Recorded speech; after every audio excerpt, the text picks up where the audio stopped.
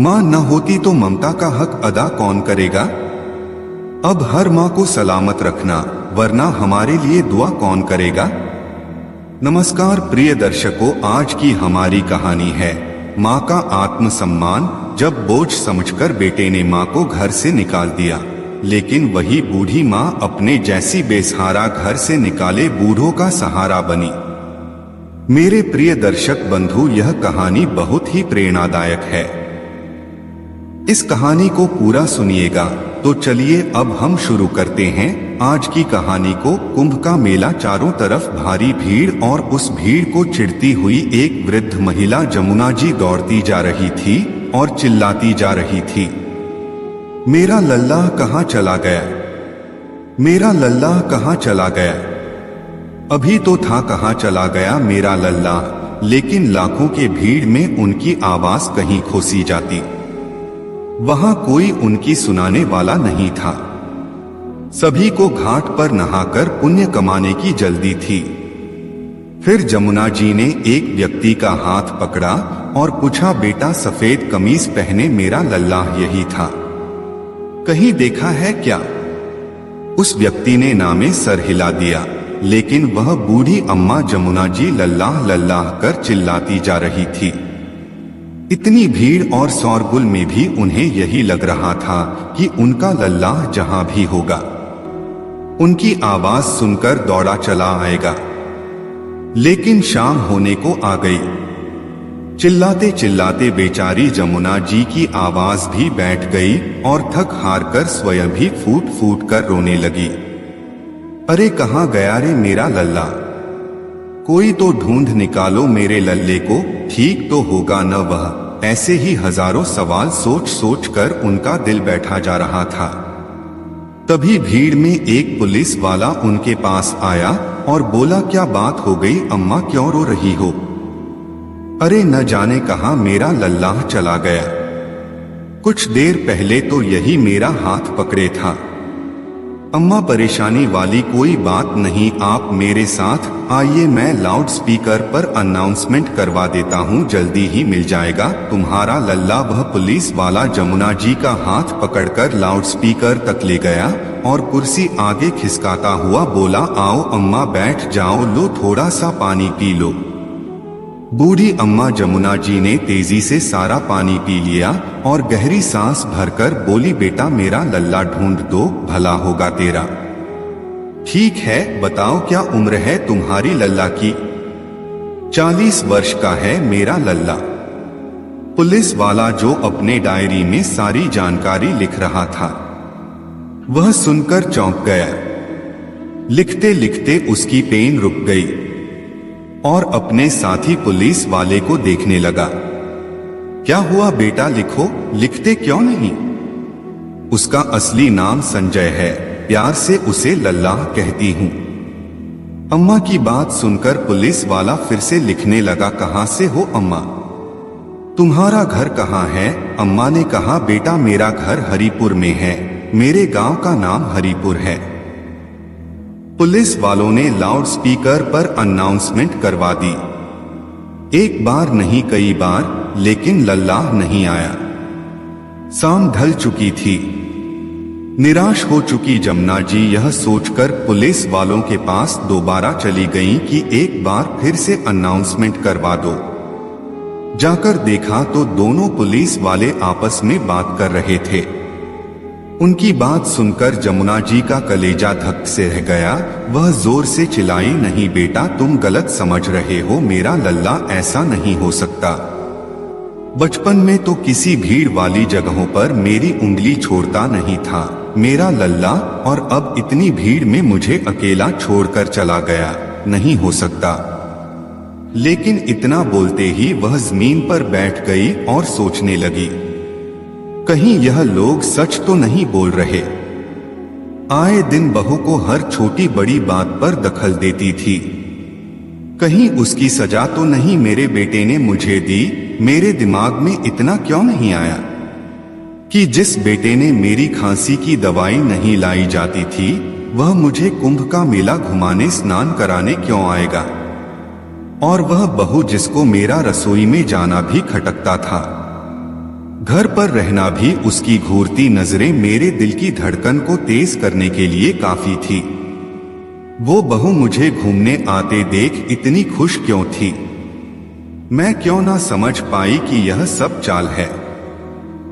बूढ़ी माँ जमुना जी निराश होकर अपना सिर पकड़कर बैठ गई और मन ही मन सोचने लगी, दोष मेरा ही था।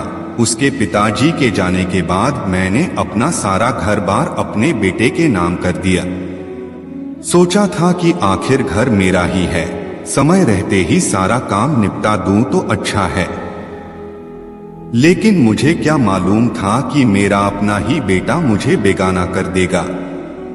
सोच सोच कर जमुना जी का कलेजा मुंह को आ रहा था। रात बीतने लगी, सुबह होने को थी। सोचते सोचते बूढ़ी माँ के कानों में एक परिचित आवाज आई। क्या बात हुई सर? क्या फिर से एक बेटा अपनी माँ को भीड़ में छोड़कर चला गया? फिर पुलिस वाले ने बूढ़ी माँ की तरफ इशारा करते हुए उन्हें रेहन बसेरा में छोड़ने के लिए कहा। बूढ़ी अम्मा चिल्लाते हुए बोली और अपने पैरों पर तेजी से खड़ी हो गई। बेटा मैं बूढ़ी जरूर हूं, पर मैं मजबूर ना तो पहले थी ना आज हूं। ऐसा कहते हुए उनकी आंखों से भय का भाव अचानक गायब हो गया। पुलिस वालों ने अम्मा को रोकने का बहुत कोशिश किया। पुलिस वाले ने अम्मा से कहा, ओ अम्मा सुनो ना, अपने घर का पूरा पता बताओ, हम तुम्हारे बेटे को खोज के निकालेंगे। लेकिन जमुना जी रुकी नहीं और देखते ही देखते भीड़ में गायब हो गई। उन्होंने सोचा कि जब बेटे ने ही घर से निकाल दिया तो मैं फिर उस घर का पता बताकर क्या करूंगी, वहां जाने का फिर क्या फायदा। पुलिस वाले ढूंढते रह गए, लेकिन इतनी भीड़ में उन्हें ढूंढना मुश्किल था। जमुना जी बूढ़ी जरूर थी, लेकिन उनके दिल में खुदारी आज भी जिंदा थी। वे किसी पर बोझ बनना नहीं चाहती थी। जमुना जी बस तेजी से कदम बढ़ाती जा रही थी। दिमाग में उथल पुथल मच रही थी, कहां जाऊं, क्या करूं? सुबह का समय था, जोर से भूख लग गई थी। देखा तो सामने चाय का ठेला था। अपने पल्लू से 100 रुपए का नोट निकालकर चाय वाले को दे देती हैं और एक कप चाय और 2 ब्रेड लेकर पेड़ के नीचे जाकर बैठ जाती हैं। चाय पीते पीते बूढ़ी माँ अपने अतीत में गुम हो गई। उन्हें वह दिन याद आने लगे जब उनका बेटा पहली बार उनकी गोद में आया था। कैसे उसे चलना सिखाया, फिर दौड़ना, फिर देखते ही देखते इतना बड़ा हो गया कि उसे अपनी माँ की जरूरत नहीं रही।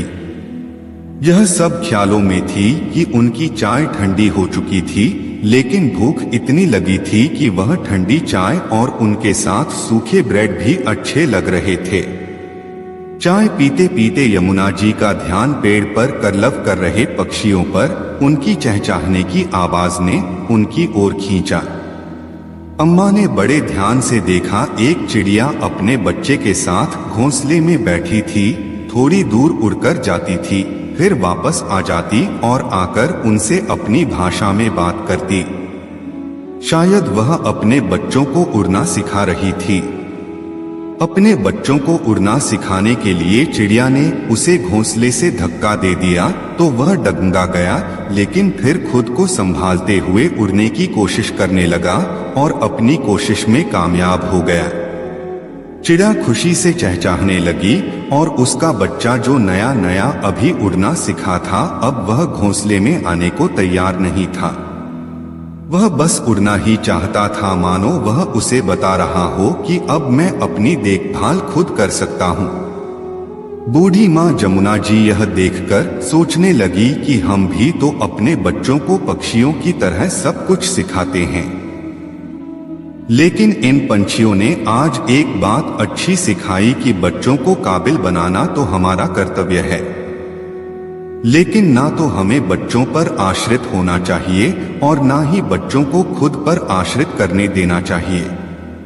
चलो, समय के साथ सब कुछ सीखने को मिलता है। ऐसा कहकर अम्मा उठकर चल पड़ी। बहुत दूर चलते चलते वह एक जगह आकर ठहर गई जहां जोर जोर से आ रही आवाज ने उनका ध्यान अपनी ओर आकर्षित कर लिया। उधर देखा तो एक अधेड़ उम्र का आदमी खड़ा था जो अपनी दुकान में चाय बनाते हुए गुस्से में चिल्लाए जा रहा था और उसके पास खड़े लड़के उसे बोल रहे थे, लाला जी पराठे कब तक बनाएंगे? हमें कॉलेज जाने के लिए देरी हो रही है। जमुना जी ने नजर उठाकर देखा तो सामने ही एक बहुत बड़ा विश्वविद्यालय था। थोड़ी देर रुकिए, अभी बना देता हूं। यह गधा नौकर भी धंधे के समय अपने गांव चला गया। दुकानदार ने गुस्से भरे स्वर में कहा। जमुना जी उस दुकानदार के पास जाकर बोली, बेटा यदि तुम बुरा न मानो तो इस बच्चों के लिए मैं पराठे बना देती हूँ। जमुना जी की बात सुनकर दुकानदार थोड़ा हैरान रह गया, लेकिन फिर जमुना जी बोली, इस बच्चों को खिलाकर मुझे बहुत तृप्ति होगी। तुम चिंता मत करो, मैं तुमसे एक पैसा भी नहीं लूंगी। ऐसा कहकर अम्मा ने पराठा बनाना शुरू कर दिया और बच्चों को खिलाए। तभी आवाज आई, वाह कितने स्वादिष्ट पराठे हैं। हमने जिंदगी में पहली बार इतने स्वादिष्ट पराठे खाए हैं। मजा आ गया। लड़कों के मुंह से तारीफ सुनकर लाला जी को बड़ी प्रसन्नता हुई। जैसे ही अम्मा जाने लगी तो लाला जी बोले, अम्मा मेरे यहाँ काम करोगी? बेटा काम तो करना चाहती हूँ, लेकिन जब तुम्हारा नौकर आ जाएगा तो फिर मुझे या उसे किसी एक को नौकरी छोड़नी पड़ेगी। तभी लाला जी ने कहा, इस बात की चिंता तुम मत करो अम्मा, मेरे पास बहुत काम है। अच्छा अम्मा तुम रहती कहाँ हो? मेरा कोई ठिकाना नहीं है बेटा। अम्मा तुम यही काम करो और रात को यही दुकान पर गद्दे पर सो जाना। महीने के 10,000 के साथ खाना पीना भी दूंगा और रहने के लिए सुविधा भी हो जाएगी। जमुना जी ने जब पराठे बनाना शुरू कर दिया तो जो खाता उंगलियां चाटता ही रह जाता। देखते ही देखते यमुना जी के पराठे की चर्चा पूरे विश्वविद्यालय में हो रही थी। दोपहर को छुट्टी के बाद पराठे खाने वालों की लाइन ही लग गई थी, लेकिन अम्मा के अनुभवी हाथ एक के बाद एक तेजी से पराठे सेकते जा रहे थे। आज लाला जी ने आधे दिन में ही हफ्ते भर की कमाई कर ली। अपनी मेहनत की कमाई से पेट भरकर आज अम्मा को एक अलग ही सुकून महसूस हो रहा था। विश्वविद्यालय में आने वाले बच्चों को देखकर अम्मा के मन में बार बार अपने 14 वर्ष के पोते दीपक की याद उमड़ जाती थी कि कुछ साल बाद दीपक बड़ा हो जाएगा और इसी के जैसे कॉलेज में पढ़ने आएगा। फिर अचानक एक ख्याल उनके मन को कचोटने लगा। वह सोचने लगी कि अपने पिता के साथ मुझे ना पाकर दीपक कितना दुखी होगा। क्या जवाब दिया होगा मेरे बेटे ने उसे? फिर बेचारी मन ही मन प्रार्थना करती हुई, जैसा मेरे साथ हुआ वैसा मेरे बच्चों के साथ कभी ना हो। देखते ही देखते 3 महीने बीत गए और अम्मा के पराठों की लोकप्रियता बढ़ती गई। इतने समय में अम्मा की कॉलेज के लड़कों के साथ बहुत अच्छी जान पहचान हो गई और अम्मा जमुना जी इतनी कुशल थी कि सारा काम करते करते बच्चों के साथ बतियाती भी रहती थी। आज जब अम्मा पराठे बनाने में व्यस्त थी तो देखा सामने एक 8 साल का बच्चा उनकी ओर निहार रहा था। उनकी आंखों में उम्मीद भरी चमक थी। जमुना जी देखते ही समझ गई कि उसे बहुत तेज भूख लगी है। उसने तुरंत एक पराठा प्लेट में रखकर उसे खाने को दिया, लेकिन उसी समय लाला जी पहुंच गए और अम्मा को ऐसा करते देख उन पर बरस पड़े। यहाँ क्या लंगर खुलकर रखा है? कोई भी आएगा और खाना खाएगा। यह सुनकर जमुना जी को अच्छा नहीं लगा और बोली कि मेरी पगार में से काट लेना, लेकिन मैं इन बच्चों को भूखा नहीं देख सकती। अच्छा अब देख लिया तो कहती है कि पगार में से काट लेना और अगर नहीं देखता तो तुम मेरी दुकान को ही लुटा देती। लाला जी का जमुना जी को इस तरह भला बुरा कहना कॉलेज के बच्चों को बिल्कुल पसंद नहीं आया।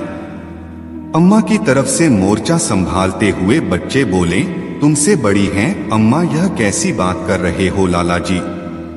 लाला जी ने उन बच्चों को चिढ़कते हुए बोले, नौकर है तो नौकर जैसा ही बर्ताव करूंगा ना। इतना बात सुनकर अम्मा के स्वाभिमान को ठेस लगी।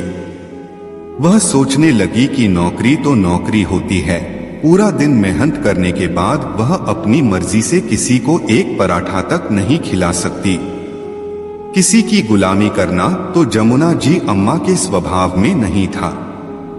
बस उसी समय जमुना जी ने फैसला कर लिया कि अब वह अपना काम शुरू करेंगी और अपने दम पर जिएंगी, यह सोचकर कि जो भी होगा अच्छे के लिए होता है।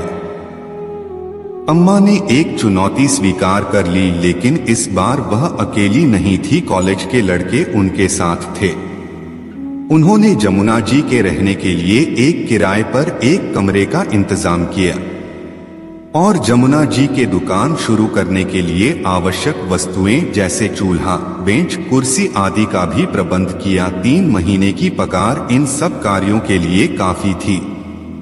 जमुना जी ने अपनी मदद के लिए एक लड़के राजू को नौकरी पर रखा और अगले ही दिन से लाला जी की दुकान के सामने एक बड़े से पेड़ के नीचे छोटी सी दुकान खोल दी। कॉलेज के बच्चों ने अम्मा का दुकान पर जोर से स्वागत किया। राजू ने दुकान के पास लगे पेड़ पर एक तख्ती लटका दी जिस पर चाय और पराठों के दाम लिखे थे। अपने दुकान की हर चीज का दाम अम्मा ने लाला जी की दुकान से कम रखा था। राजू अम्मा जी की अच्छी खासी मदद कर दिया करता था। पहले दिन ही उसकी दुकान को अपार सफलता मिली और फिर लाला जी की दुकान पर सन्नाटा छा गया। उनकी आंखों में अम्मा के लिए कड़वाहट साफ साफ नजर आ रही थी। अम्मा से वैर निकालने के लिए लाला जी ने अपने पराठों का दाम आधा कर दिया। लेकिन हैरानी की बात थी कि कॉलेज के बच्चे आधे दाम होने पर भी, क्योंकि जिसने एक बार जमुना जी के हाथों के पराठे का स्वाद चख लिया वह कहीं और कैसे जा सकता था। अम्मा जी की दुकान खोले 2 दिन बीत चुके थे। तीसरे दिन सुबह जब अम्मा अपनी दुकान पर आए तो देखा एक बेंच के 3 टांगे टूटी पड़ी हैं और लाला जी की दुकान जल्दी खुल गई थी। उनके होठों पर एक मुस्कान थी। अम्मा समझ गई कि यह किसका करा धरा है, लेकिन अम्मा ने इसका भी हल निकाल लिया। उन्होंने बेंच की बची हुई एक टांग भी तोड़ दी और फिर अम्मा पराठे बनाने में जुट गई। लाला जी मक्खियां मार रहे थे और अम्मा की दुकान की लाइन टूटने का नाम ही नहीं ले रही थी।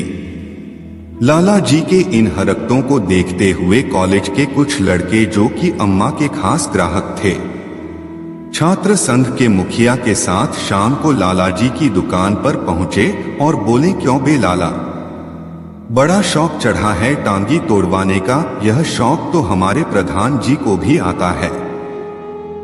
आइंदा ऐसी हरकत की तो तुम्हारी टांगे भी टूट जाएंगी। उसकी बातों से लाला जी के पसीने छूट गए। उस दिन के बाद से लाला जी ने अम्मा का काम बिगाड़ने की कोशिश नहीं की।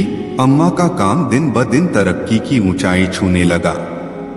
अम्मा की रसोई का स्वाद चखने दूर से लोग आया करते थे। बहुत वर्षों के बाद अब अम्मा के चेहरे पर चमक लौटी थी। समय बीतने लगा और अम्मा ने अपना बैंक अकाउंट भी खुलवा लिया और एटीएम कार्ड भी बना लिया था। कुछ समय में अम्मा ने पास की छोटी सी दुकान खरीद ली जिसका नाम चाची की रसोई रखा गया, जहां दिन भर बच्चों का जमावड़ा रहता है, जो खाने पीने के साथ मोबाइल में दिन भर की खबरें सुनते। अम्मा का ध्यान एक खबर ने अपनी ओर खींचा। आज एक बेटा बहू अपने 60 वर्ष की बीमार बूढ़ी मां को मंदिर के बाहर अकेला छोड़कर चले गए। खबर में उस बूढ़ी महिला की तस्वीर छपी थी। बूढ़ी महिला की तस्वीर देखते ही जमुना जी को उसमें अपना चेहरा नजर आने लगा। क्या करेगी वह बेचारी, कहाँ रहेगी, क्या खाएगी, क्या पिएगी? इन सवालों ने अम्मा को घेर लिया। वह तुरंत कुछ पैसे उठाकर अपनी दुकान नौकर राजू के हवाले छोड़कर मंदिर की ओर चली, जहां जाकर पता चला कि उस बूढ़ी महिला को अस्पताल में भर्ती कराया गया है। वहां से अम्मा सरकारी अस्पताल पहुंची और उस बूढ़ी महिला की तलाश करने लगी, लेकिन वह महिला उन्हें कहीं नहीं मिली। अम्मा ने चारों तरफ नजर दौड़ाई तो एक कोने में बेसुध बूढ़ी पड़ी हुई थी। डॉक्टर से बात करके जमुना जी ने उसे बेड दिलवाया। डॉक्टर ने बताया कि वह लगातार रोती जा रही थी, कमजोरी बहुत है, इसलिए उनका ध्यान रखना होगा। अम्मा से बेहतर अपनों से बिछड़ने का गम और कौन समझ सकता था।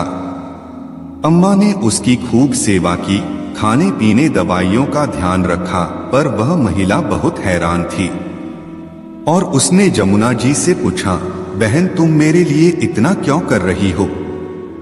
मेरे बेटे बहू मुझे छोड़कर चले गए, तुम बेगानी होकर मेरा इतना ख्याल क्यों रख रही हो? जमुना जी ने कहा, बहन कभी मैं भी तुम्हारे जैसी स्थिति से गुजर चुकी हूँ। मेरे बेटे बहू ने भी मुझे मेले में छोड़ दिया, लेकिन मैंने हिम्मत नहीं छोड़ी और आज खुद कमाकर खा रही हूँ।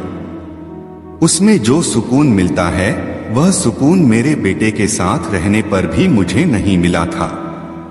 उस बूढ़ी महिला का नाम निर्मला था। निर्मला ने कहा, अरे बहन अब तो जीने की इच्छा ही नहीं रही मेरे अंदर, मैं क्या काम करूंगी, इस उम्र में मेरे अंदर ताकत ही नहीं बची। तो जमुना जी उसे फल खिलाते हुए बोली, तुम पहले ठीक तो हो जाओ, उसके बाद तुम सब कुछ कर सकती हो।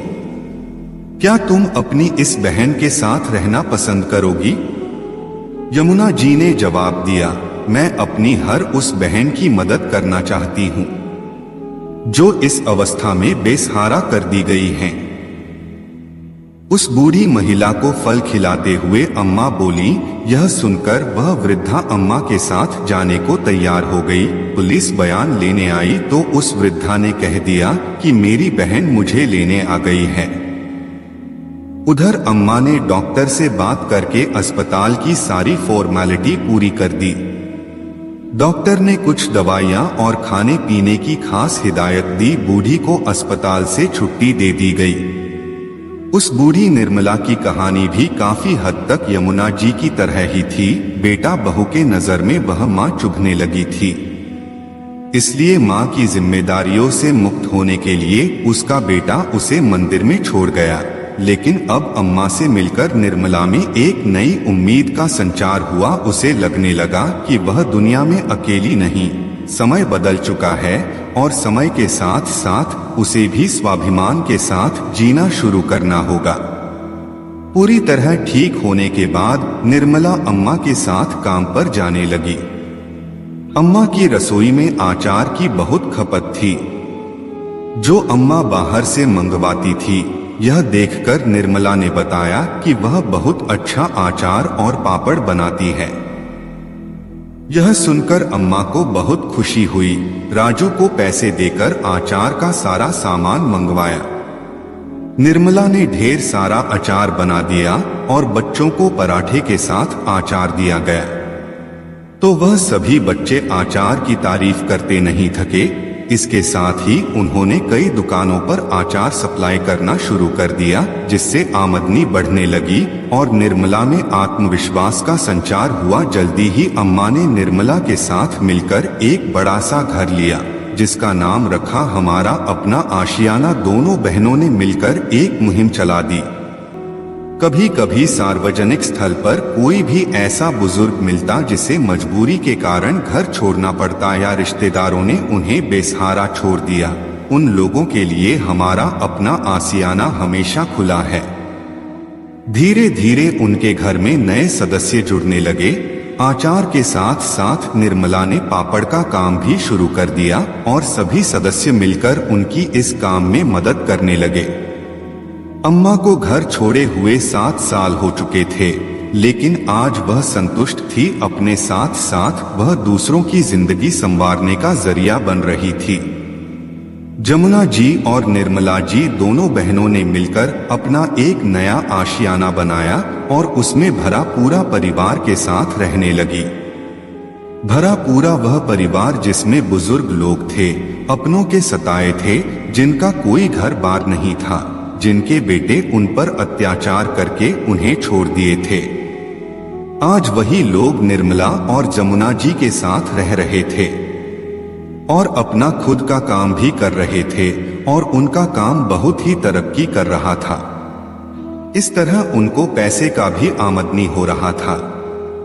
उन बूढ़ों ने मिलकर अपने खुद के पैरों पर इस अवस्था में खड़ा होना सीखा और खुद की कमाई से अपना जीवन व्यतीत करने लगे। वह परिवार बहुत खुश था। प्रिय दर्शकों, इस कहानी से हमें यही सीख मिलती है कि हिम्मत ही वह जरिया है जो व्यक्ति को हारने नहीं देता। यदि व्यक्ति हिम्मत हार जाएगा तो उसके लिए कुछ नहीं बचेगा। इस जीवन में कब किसके साथ क्या हो जाए कोई नहीं जानता, इसीलिए हमेशा हर परिस्थिति के लिए तैयार रहना चाहिए। प्रिय दर्शक बंधु, उम्मीद करता हूँ आपको यह कहानी बहुत पसंद आई होगी। अगर आपको यह कहानी पसंद आई है तो अपना सुझाव कमेंट में लिखिए और हाँ, हमारे वीडियो को एक लाइक जरूर करिएगा। आपका जीवन मंगलमय हो, इसी कामना के साथ मिलते हैं नेक्स्ट वीडियो में। आपका बहुत बहुत धन्यवाद।